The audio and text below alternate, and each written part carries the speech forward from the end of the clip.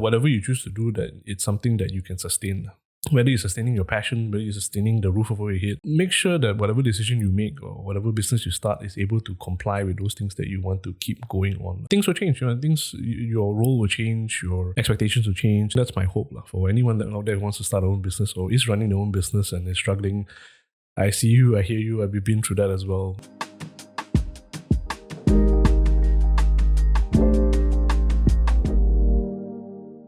Hi everyone, and welcome back to Be Kind to Your Mind. I'm Alvin, clinical psychologist and founder of People Psychological Solutions. Today's episode is a special one.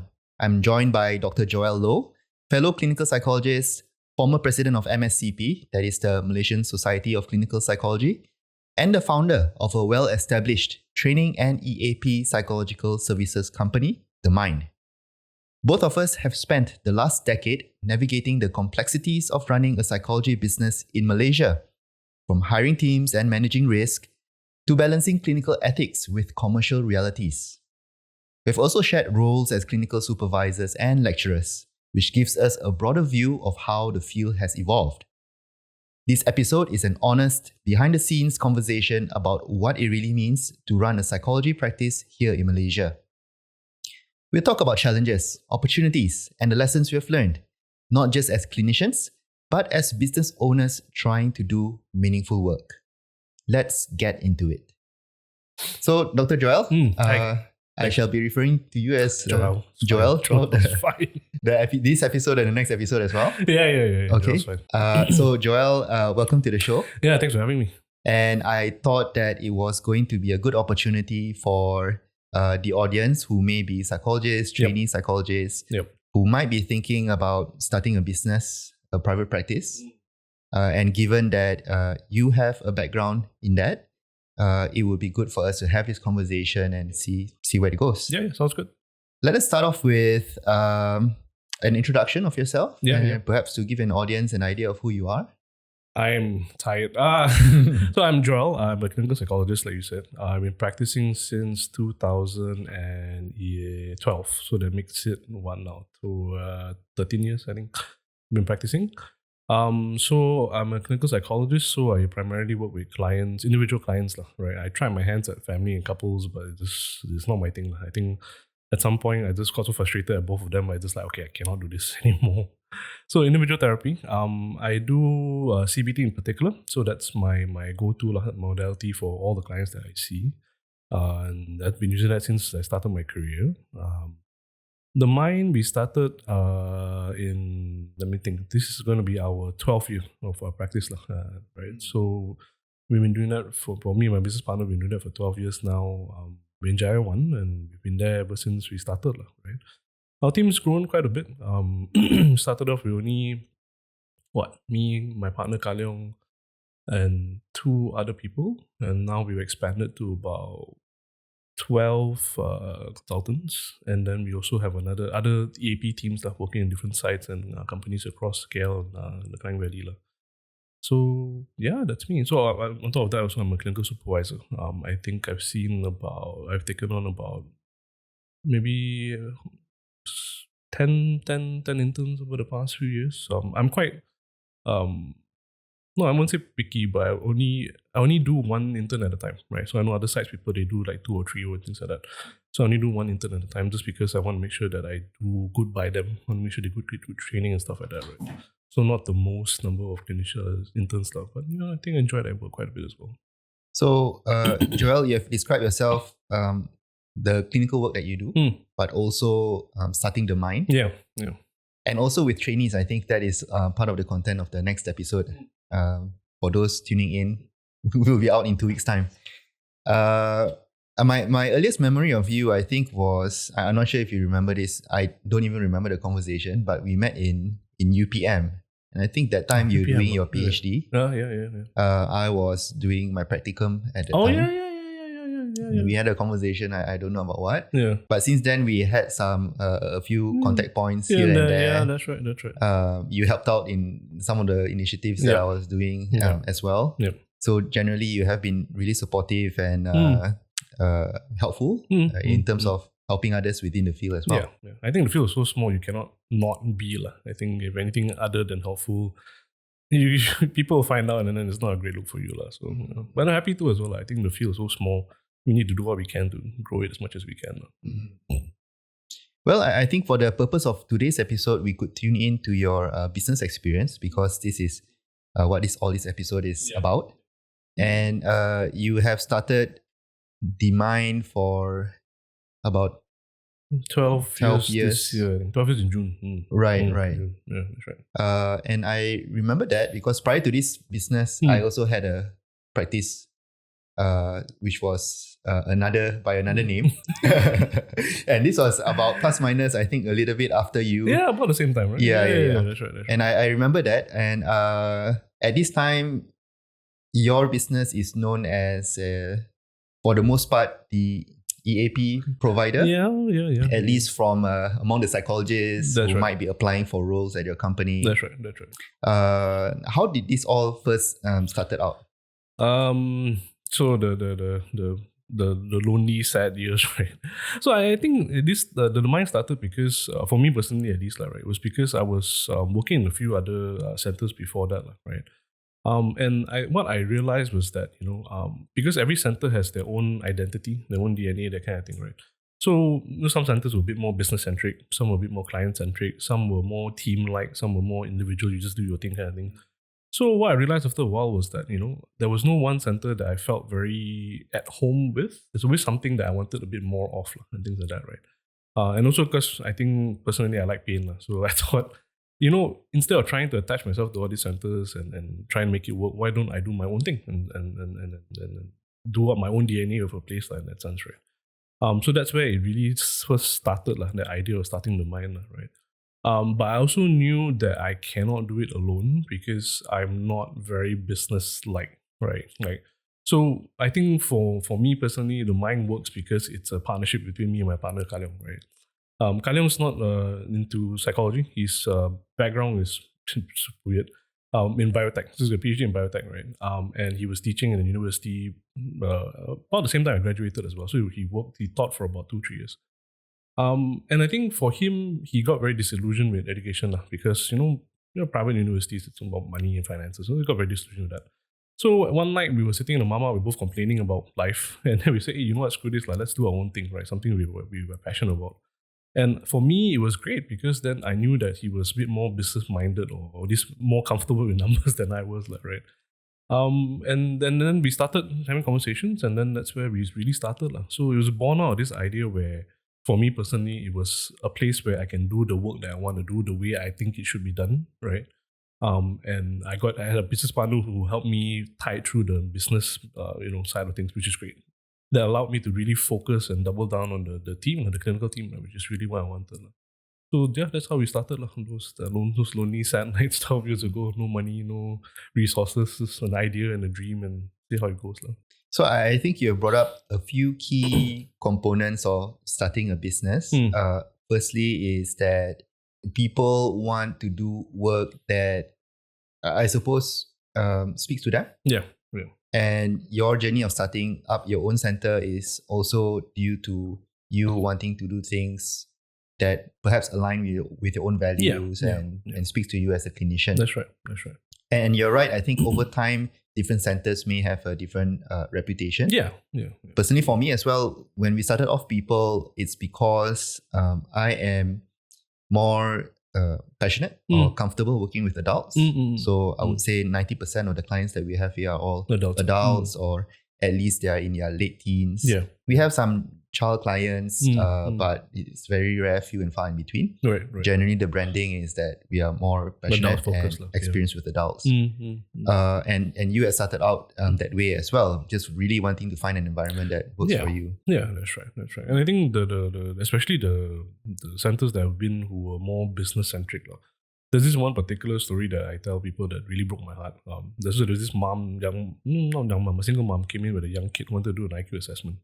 So at that point of time at this center, our job as clinicians was just to see clients full stop. The payment and everything else was dealt with the admin and stuff like that. So okay, cool, whatever.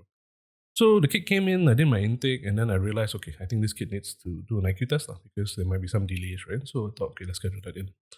And then and that center, what they did was that they would, but you pay first to secure the booking, and then we'll go ahead and do the IQ assessment. So she went out, she did the thing. And so happened I went out to get a cup of water or something like that, right? And then when the bill came out, right, and IQ assessments are not cheap, right, in Malaysia, right? I saw her take the bill and her heart just, you could see her face just fall, like right to the ground. And I'm like, oh crap, right? Then after that, I went to ask the admin, asked her how much it was. It was a significant amount of money, right? And I think that really broke my heart because, this was a business setup that so happened to be psychological services, right? And I think it's just, it didn't sit right with me, that clients are not informed beforehand what the costs are going to be, how is it going to be like, and things like that, right? They're just told, hey, do this, right? And they just expected to pay the bill at the end of the day. And that really broke me. And that's something that I told myself, I cannot keep doing this, right? So, so that's something that one of the main drivers, I think, was because I wanted our place to be a very client-centric, client-first, and that's our job, right? We're here to take care of our clients and service our clients, and that's what we try and do. Definitely, I think as practitioners, or even as an employee of any company, we are noticing business processes that could be better. Yeah. And we aspire as, I suppose, business operators to do better based on what you've observed. And in this case, it becomes a learning experience for you. Very formative, I think. I knew for a fact that's not who we wanted to be. So aside from, I think, starting a business because it is an area of your interest or seeing what is lacking and wanting to contribute in your own way. You had also mentioned about a few other things. So not having enough funds, I think that's very common in starting a business as well. That's right. And picking the right business partner. Yep. And I think picking a business partner is similar to dating, man. Yeah. It's something like a marriage. Yeah, right? Exactly. But it's a business marriage. That's right. A romantic relationship. That's right. But the relationship, it can evolve, it could diverge. That depends on goals in life and what we want out of our life. And all that, that's right. So business and life really, I think it tends to intertwine. Yeah. There's no way to piece it apart. That's why I say sometimes I tell clients, like corporate clients, they say things like, oh, can you do a program for us on work-life balance? And I tell them, you know that's bullshit, right? It's not possible to have work-life balance because you're telling me that the instant you step into the office, you forget everything at work? No, there's no such thing, right? So I think that's a fallacy. It's an ideal, it's nice, but it's never going to happen. But you're absolutely right. Yeah, so in the context of business owners, the business becomes a part of your identity. Yeah. And as well as the kind of relationships that you develop. In your case, as a business partner, you need that kind of synergy in order for the business to continue to operate. That's right. I did a round of funding. At one point, I had an online app which you appeared on as well to help out. During the fundraising stage, the panel of interviewers also had a cap on the number of business partners in a company. Okay. Because based on their experience, if it goes beyond 3 partners, there's a very high risk of the business just falling apart because everyone will start arguing and have different ideas. Right. It's the whole too many cooks and anything. Yeah. Fair enough.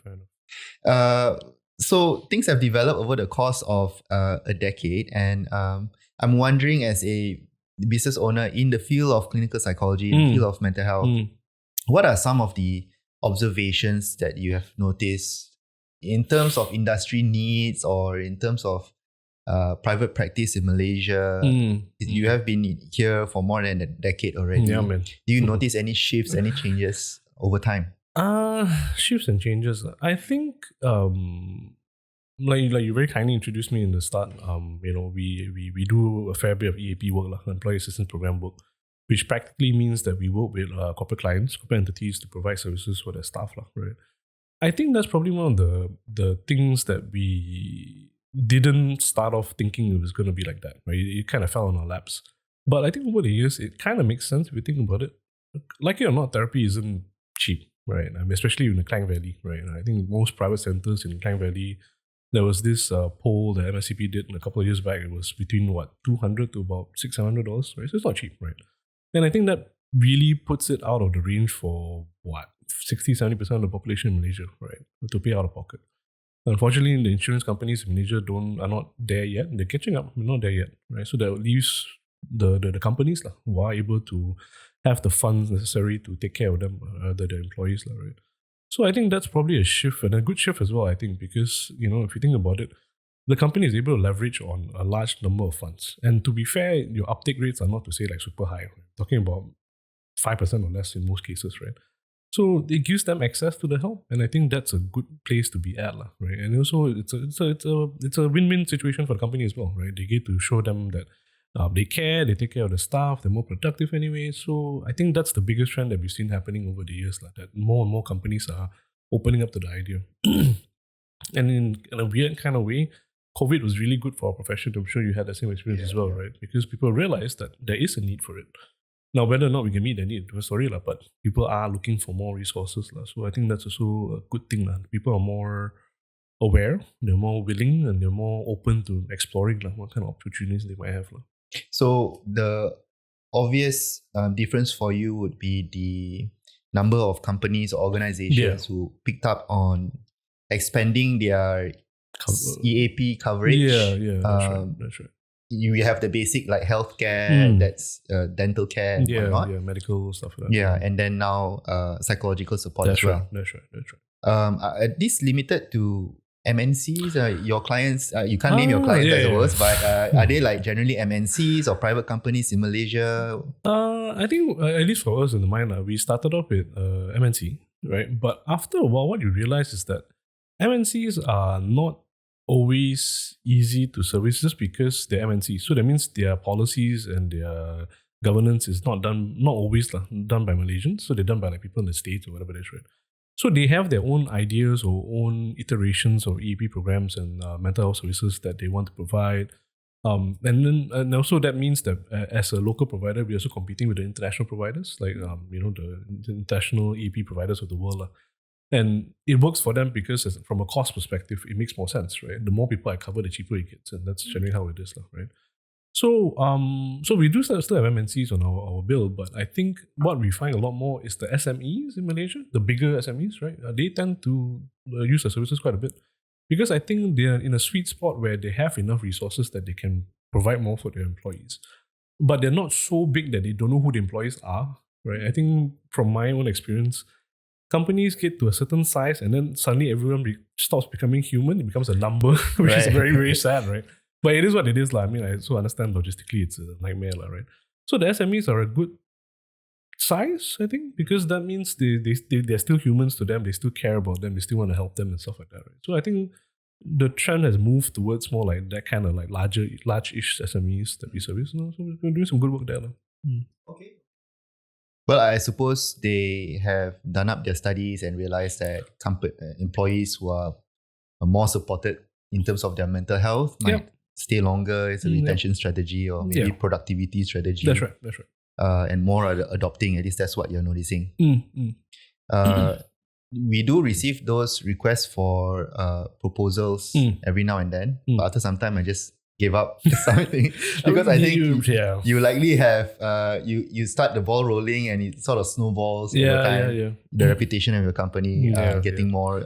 No, but you're right. It's a very tiring process because you go through rounds of pitching and then talking to the different levels of management and all that, and then for the dumbest reason, sometimes they say, "Oh yeah, no, we're not gonna go with it," because 2 cents were off or something. It's crazy. So it is very tiring, and that's I think an evolution of my job, which I don't know today whether I appreciate it, but it is what it is. It is part of the job. Well, I suppose the different market segments matter here because you've mentioned about the different rates that are being charged in Klang Valley and you have a range. In the past, when I started the online app, it is meant to actually find a way to cut down on costs. Which is great. To target, different levels of income. Correct. And I think in your case, given that your company has a lot of corporate clients, that you are sort of approaching it from that segment of the market. Yeah. And then there is people where we accept all these walk-in clients. Most of our clients are people who just call in and pay out of pocket. Yep. But then, there's different range of clients who might be more comfortable at different fee ranges as well. Yeah, that's right. And then also there's clients who are very willing to fork out large sums of money. There's centers that charge quite high. Yet they still have clients coming in. Yeah. Many clients. It's busy. So, so I suppose it has to do with what are the strengths of the company that plays into. Yeah. And I think at some level also, Malaysians still have this really weird mentality where more expensive means better. It's really, really sad lah. But it is lah. So I suppose your company plays on a different strength than other companies. And your observation is that more companies or more corporates are adopting EAP as way of supporting their clientele. Teams. And personally for me, my observation is over the course of the past decade as well, that there is a general uptick in demand.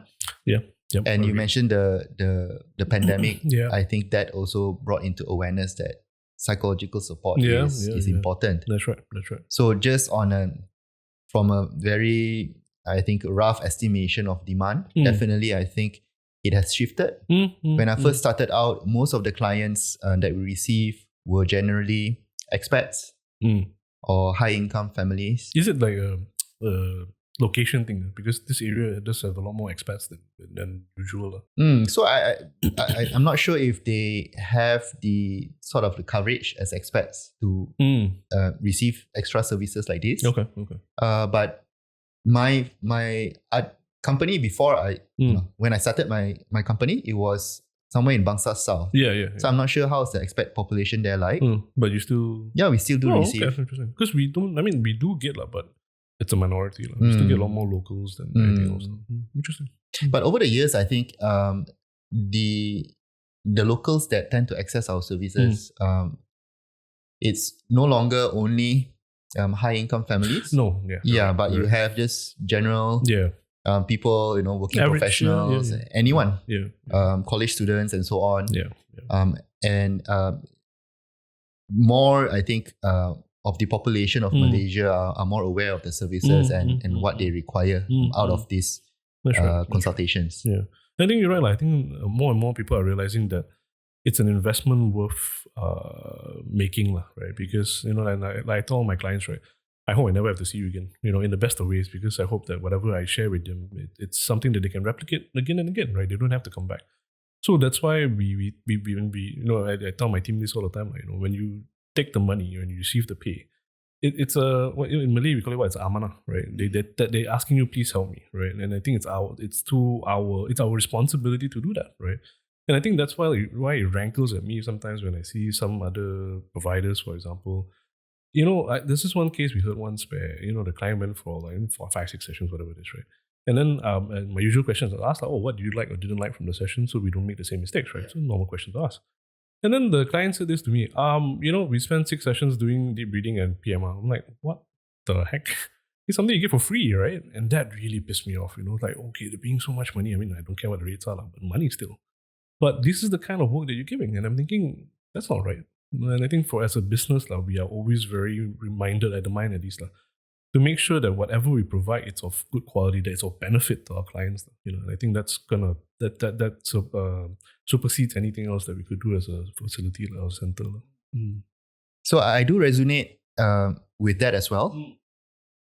I'm not sure it was due to the overall environment when we first started private practice, because at the time, charging the rates of 200 plus ringgit at the time for a session. That's right.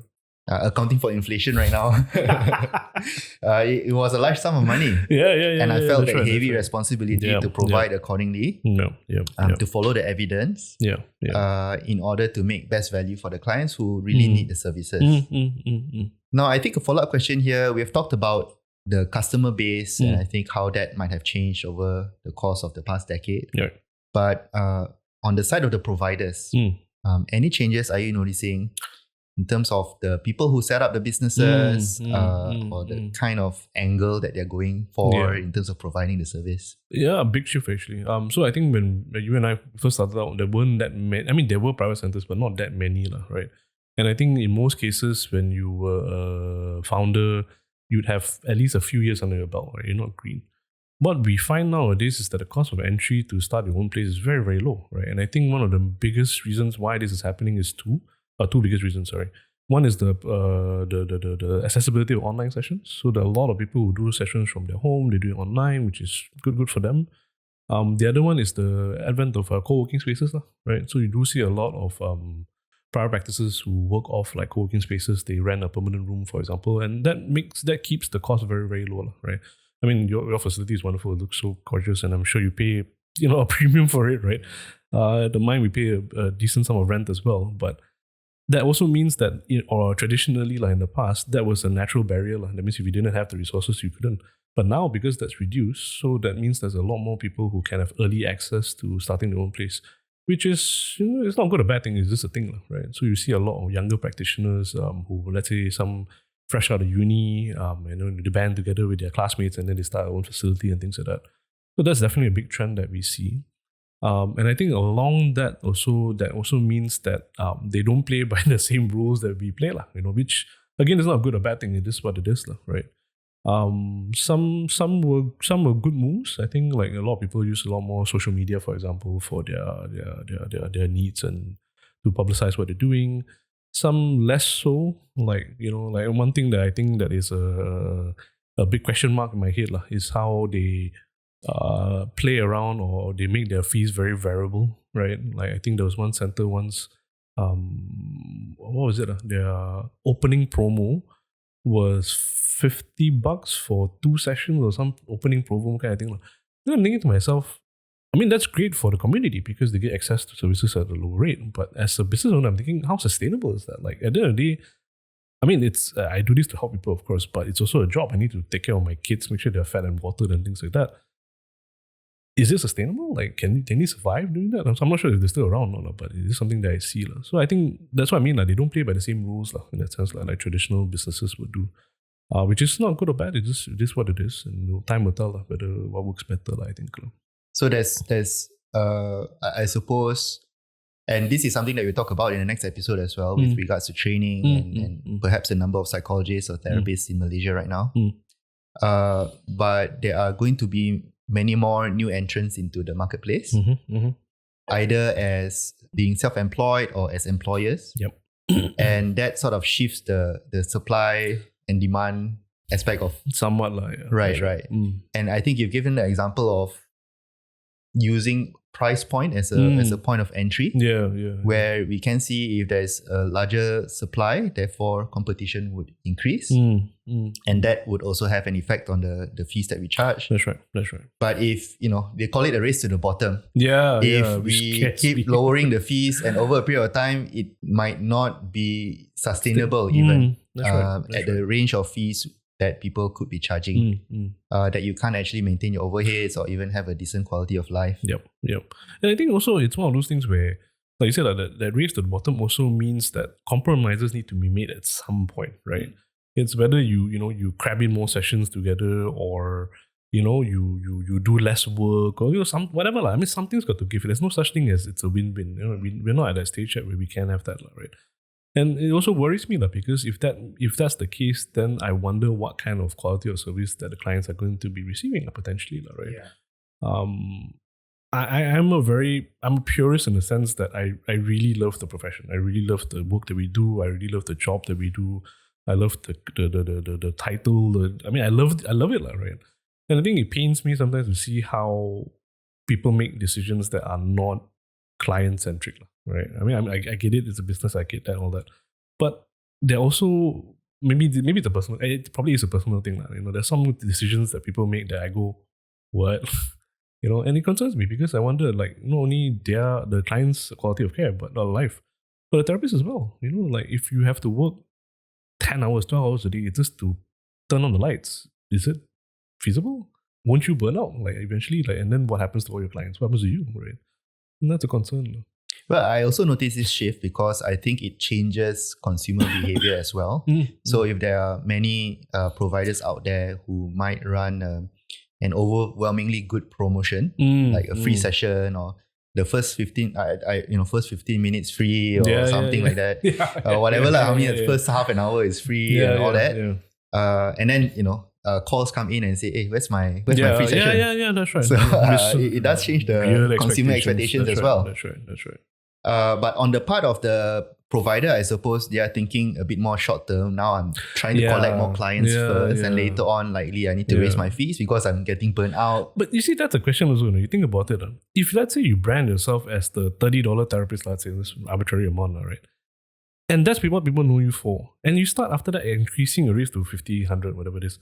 Do you think your client's going to come back? Because you're known as a $30 therapist. The instant you start raising your fees, what are people going to do? They'll start asking you, why are you raising your fees? Right? What has changed significantly that your fees are now double, triple, quadruple your amount, right? So even though you're doing super quality work at the start at 30 ringgit, when you start increasing your rates, are you telling me that your provision of services also increase the value exponentially, right? Rates, yeah, right. Then people then ask, but I'm getting the same thing. Why am I paying triple the price, right? And then you shoot yourself in the foot. So that's why when we see this like really incredibly low rates, we're like, whoa, dude, like don't shoot yourself in the foot, because that's gonna set the benchmark for what people expect of you, right? I think there was this one provider I was talking to once, and they were one of the forefather kind of therapy centers, like even before our time kind of thing, right? And they were saying that part of their desire to help, they did this CSR initiative, right? So they're saying, okay, if you identify someone from the low income community, send them over. We'll do therapy for them for low rates, right? Or free, right? Depending on their pay scales and all that kind of things. And what the provider was telling me that, it was great at start because, she got a lot of fanfare, a lot of recognition. But after a while, it started overwhelming their ability to provide the services because suddenly it became from 10% low income to 40%, 50%, 70%. Then suddenly it became a loss-making endeavor because now I'm known for this. If I try to reverse that, then people will stop coming, right? And that becomes very problematic ultimately. So I think this has to do with the branding of the business lah. And if let's say I'm self-employed also, like I have a room in a co-working space and I'm the one recruiting my clients and seeing the clients, it's the kind of image or brand that I portray as part of consumers making their choice. That's right. So if I'm known as someone who provides services for free, then consumers might think, then why am I the paying one? Yeah, correct. Right. And then it's a slippery slope, and I don't know how you will recover from that, unfortunately. Well, I think so far our conversation we have talked about clinical matters, but also with regards to business matters, which are the customers and providers, how things have changed in the past decade. And I think I suppose every business has its risk factors and so on. And as clinical psychologists, our business challenges might be quite unique. We have a lot of ethical considerations, clients coming in different, differing levels of mental functioning. Yep. What are some of the unique challenges that you are seeing as a business owner in mental health that might be unique to this, industry? I chuckle because I remember this conversation I had with my dad when I first started the Mind, right? So my dad's this typical Chinese businessman, right? Worked for a company, retired, and started his own thing and all that. So when I first started the Mind, and we were talking about numbers and all that, then he asked me what's your client retention strategy? And I'm like, client retention? What are you talking about? Oh, you know how keep customers coming back, So you know how you like coffee retail things, they give you like coupon, like you do 10 times get 11 cup free and all that. Like, I don't have one. I say, why? Because I want them to get out as soon as possible. Like, don't come back. So he was very appalled by that, right? Because as a traditional business, that doesn't make financial sense, right? I think that's one of the challenges, because I think from a business standpoint, a lot of things that we do in therapy doesn't translate well into business necessarily, right? You have clients that come in sporadically, once a month, for example. Again, from a business perspective, that drives business people crazy. You want clients to not come back. There's no retention. Again, drives business people crazy. Even the marketing that we do, right? I think we made, at the Mind, we made a very conscious decision from the start to not do traditional marketing, right? Because you see some billboards that say things like, are you depressed? Do you want to kill yourself? Come look for us. So like, it doesn't sit well with us. It's like such an odd thing to be advertising or marketing, right? So that's why we always focus on education and awareness and things like that instead. So all of these things flies against the idea of traditional business and marketing and things like that.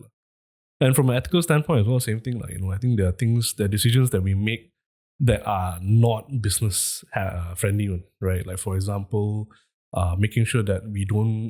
This is a personal decision of mine, right? We don't advertise any of our corporate clients, right? So even though we are a corporate EAP provider, on our website, it's clean of any one of our clients that we service, because we believe that if I'm going to extend confidentiality privileges to my individual clients, my corporate entity should get the same as well. Now, if they want to advertise, then that's their own prerogative, that's fine. But for us, we never do that, right? Because we feel that because sometimes they come to us for crisis situations and things like that. So we feel that it's good that way, right? And again, it flies against the whole idea of good business practices, because you should shout it out loud and proud and things like that, right? So it's something that we've had to learn and navigate along the way, and we take hits along the way as well, because there were some decisions that we told them, no, we're not going to compromise.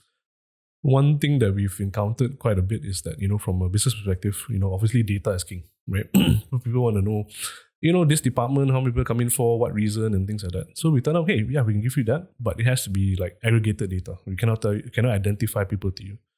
And then the HR or the managers will say things like, oh, but if we don't know who it is, how are we going to help them, right? So it's this butting of heads in that sense, right? So I get where they come from a business perspective, but from a therapy perspective, we feel very strongly that still needs to be maintained, because if not, then if everything is, I'm going to tell your employers, what are the odds that you're going to be completely honest and transparent with me? You're not going to be, and that diminishes the effect of therapy. And have we lost clients because of that? Yeah, because we stood firm on that decision. And again, it's not a very business-friendly thing to do, So you're right, it's something that's, some things fit quite well, but most things don't. I think therapy and business are a bit like water and oil, right? And I think that's also an issue, because most training providers will give you training to be a competent clinician. None give you training to be a good businessman, right, or businesswoman. And I think that's a big problem, because a lot of people started thinking, oh, I can just charge money, do my work, I charge money. But it's not like that. I'm sure you know that as well, right? Keeping the lights on, there's a leak in the thing, there's no coffee in the water is cut, the carpets are dirty, and then all these kind of crazy things. And I was alluding towards that just now. I think nowadays I find myself doing more and more non-therapy things, which I'm not very happy about, but I also understand that it's a necessity, because I need to keep the lights on. I need to make sure that my team is taken care of and all that kind of stuff. So yeah, it's one of those things to consider as well. So I think there's two things that you've mentioned here. Firstly is an extension of your ethics as a psychologist. And we emphasize in our training ethics a lot, because in the helping profession, or the relationship that we have with the client, we aspire to at least do no harm, right? Yeah, bare minimum. Yeah, at the bare minimum, we don't want to harm the client. Right. So as a business owner, then this extends outward towards the community, towards your business entities, your corporate clients. Yep. How do we actually safeguard the well-being of the individual or the community or the corporate entity itself? That's right. And the same principle applies.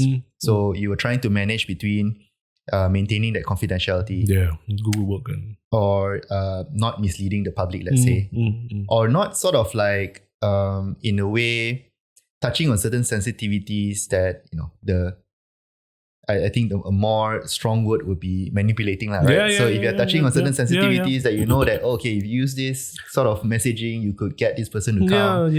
Then there's certain ethical concerns raised on that as well. That's right. So in a way, then, as a business owner and as a psychologist, your role as a psychologist then spills over into the business. Definitely. And which can be quite different with other businesses. Correct. And I think for us, it's a very conscious decision to be driven by therapy needs or demands first and foremost, right? I think my partner and I, from the offset, we decided, no, if we do good work, the money will come. So that's what we've always decided to do. It's not the easiest way, but it's work. So that's what we try and do. But the issue with ethics, I think, given that we want to do good work, yes. I think as psychologists, it's driven mainly by passion in terms of providing the service. But in terms of consequences or implications, there isn't so much of direct consequence to the provider or the therapist. Yep. If, for example, they are a Muck bit around, more yeah. flexible with regards to their ethics. Oh yeah. So one example that I've raised on LinkedIn a couple of times would be the fake Google reviews. You could have like companies with hundreds of 5-star reviews, and if you just look in between the lines, it's actually planted reviews, botty and stuff like that. Yeah, but actually, when people make a decision on whether to go to your business or not, they are also going through the reviews. That's right. But if you were to rely on our ethics as psychologists, it is in a way manipulating perception. Right. And you shouldn't be soliciting, feedback from the clients for business purposes. That's right. But then again, this comes from our ethics and training. That's right. Not so much on actual legal implications to the... Not yet. Yeah. Not yet. I'm hoping that things can improve. So the plan, right? And I say it that way because when I graduated, Dr. Alvin Ng from Sunway was the founding president of MSCP, and I remember him saying, we have plans or actions in place to come up with a Clinical Psychology Act to govern us and take care of the professional community. Great. 10 years later, now starting, right? So when I say plans, what I mean by that is that eventually the Allied Health Act has given us, or at least the profession, some teeth in that sense, right? So technically speaking, anyone that does any clin psych-like work, or other than counselors, of course, because they've got their own thing to going on, you have to be registered and licensed, right? In order for you to provide, right? So that, and if you don't do that, if you're doing that, either wrongfully, that means you don't label yourself, you're not a clinical psychologist, or if you do bad work, then legally speaking, they can take action, right? But like I said, eventually, right? So there are things in place. People are recognizing that there's a need to safeguard the community in this regard, but it's going to be a process. Hopefully before you and I retire, that will happen, but we'll see. It's coming. Yeah, I'm actually happy with the developments. I think just having the act, and I think the it's act something. Being utilized right now, getting people registered, those are positive developments. Comparing to, perhaps our neighbors down south also, from what I understand, we are perhaps a couple of steps ahead also. Yeah. I think one of their government officials famously said, "What? No one complained at all." So I'm like, okay, cool. I think it's a school of thought, right? I think it looks good, but we'll see. I think it's always the proof is in the pudding, in the sense that let's see what happens, right? What's that saying? The road to hell is paved in good intentions. Right? So the intentions are good. Let's see where it takes us. Well, on that note, also the alternative point that you were making, aside from the ethics as a practitioner that spills over into the business, is that the business has its actual needs. So in order to operate a business, there needs to be a good understanding of how to operate one. Yeah. And as psychologists, I think maybe ethical concerns might come up in operating your business, because also due to the lack of experience in actually knowing how to run a business. I went and got myself an MBA just to... You were amazing, man. To thinking that it could further equip me. But not only that, but you also, I know you personally as well. I know the kind of steps you've taken to equip yourself with that kind of know-how is amazing. Really amazing.